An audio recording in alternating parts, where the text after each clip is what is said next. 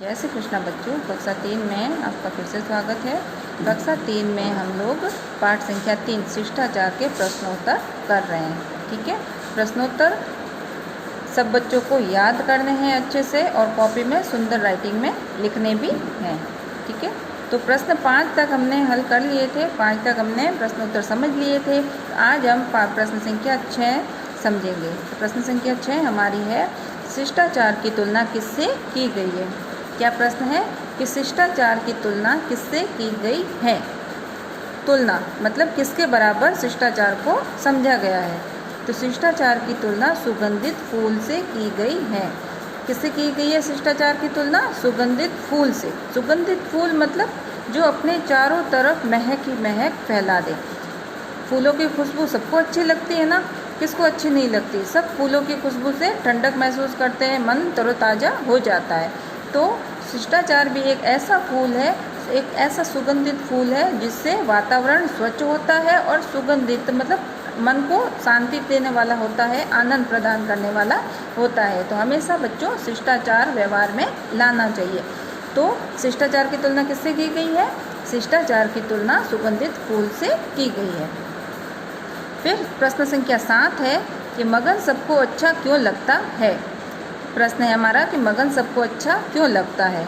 अब जो अच्छा बच्चा होगा वो सबको ही प्यारा होगा, सबकी आंखों का तारा होगा। आंखों का तारा का अर्थ क्या होता है? सबका प्यारा होना। तो मगन बड़ों का आदर करता था।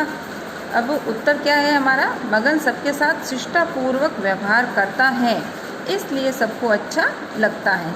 क्या उत्तर है कि मगन सबके साथ शिष्टापूर्वक व्यवहार। शिष्टापूर्वक व्यवहार मतलब कभी किसी से झूठ नहीं बोलता, कभी चोरी नहीं करता है ना। घर पे अगर अतिथि आ जाए तो उनका आदर सत्कार करता है, उन्हें अच्छे से उनके साथ व्यवहार करता है, शिष्टापूर्वक व्यवहार करता है।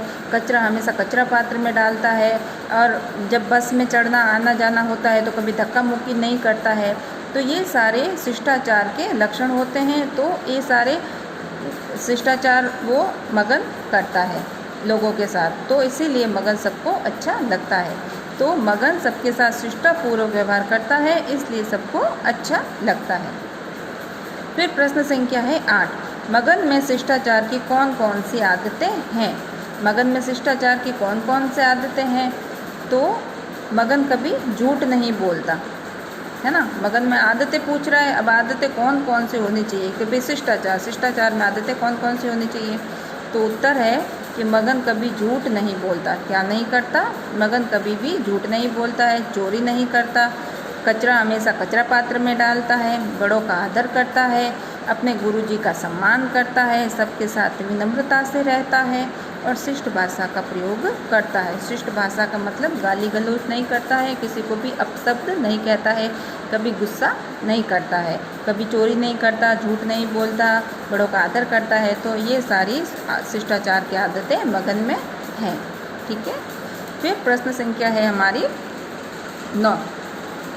प्रश्न संख्या 9 में है कि बड़ों के साथ बात करते समय किन किन बातों का ध्यान रखना चाहिए।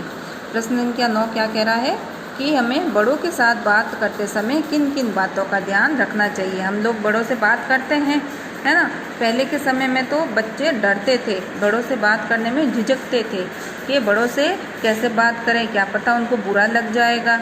तो इसलिए बहुत ध्यान से बात करते थे और आदर भी बहुत करते थे पहले। आजकल जैसे जैसे मोबाइल हो गए हैं, टीवी हो गए हैं, बच्चे टीवी में मोबाइल में ऐसे ऐसे गेम आते हैं, देख देख के इतना आक्रोशित हो जाते हैं कि उन्हें पता ही नहीं चलता है कि वो कैसे बात करें, कैसे गुस्सा कर रहे हैं। बहुत चिड़चिड़ा स्वभाव हो गया है। तो 9वां प्रश्न है हमारा, बड़ों के साथ बात करते समय हमें किन किन बातों का ध्यान रखना चाहिए। तो उत्तर है कि बड़ों के साथ बात करते समय हमें विनम्रतापूर्वक बोलना चाहिए। विनम्रतापूर्वक मतलब बहुत शांत स्वभाव में बात करनी चाहिए। क्यों? क्योंकि वो हमसे बड़े हैं। तो बड़ों से कैसे बात करेंगे? बड़े हुए हमारे से छोटे हैं या हमारे बराबर। अब जैसे दोस्त होते हैं, दोस्त को तो हम कैसे भी बात कर सकते हैं, कैसे भी मतलब गाली गलौज वगैरह नहीं करनी, मगर उनसे थोड़ा तेज़ बोल सकते हैं, है ना, प्यार से कुछ भी बोल सकते हैं। मगर बड़ों के साथ बात करते समय हमें विनम्र रहना चाहिए। विनम्र मतलब बहुत शांत स्वभाव में हमें बात करनी चाहिए, शिष्टता से बात करनी चाहिए, आदरपूर्वक बात करनी चाहिए, रेस्पेक्ट देके बड़ों से कि आप आपसे मुझे ये बात करनी है, आप कृपया मेरी बात सुन लीजिए, या मुझे ये काम है, क्या मैं ये कर सकता हूँ। तो आदरपूर्वक बात करनी चाहिए और बड़ों की बात कभी नहीं काटनी चाहिए। कुछ बच्चे क्या होते हैं, बीच में बोल पड़ते हैं। बीच में बोल पड़ना मतलब बात काटना, मतलब दो जने आपस में बात कर रहे हैं, उनकी बात ना सुन के अपने ही गाता शुरू कर देते हैं। तो हमें कभी भी, बच्चों को कभी भी बड़ों की बात नहीं काटनी चाहिए। पहले उनकी बात अच्छे से सुन लेनी चाहिए, फिर हमारी अपनी बात रखनी चाहिए। ठीक है, तो बड़ों की बात कभी नहीं काटनी चाहिए और शिष्ट भाषा का प्रयोग करना चाहिए।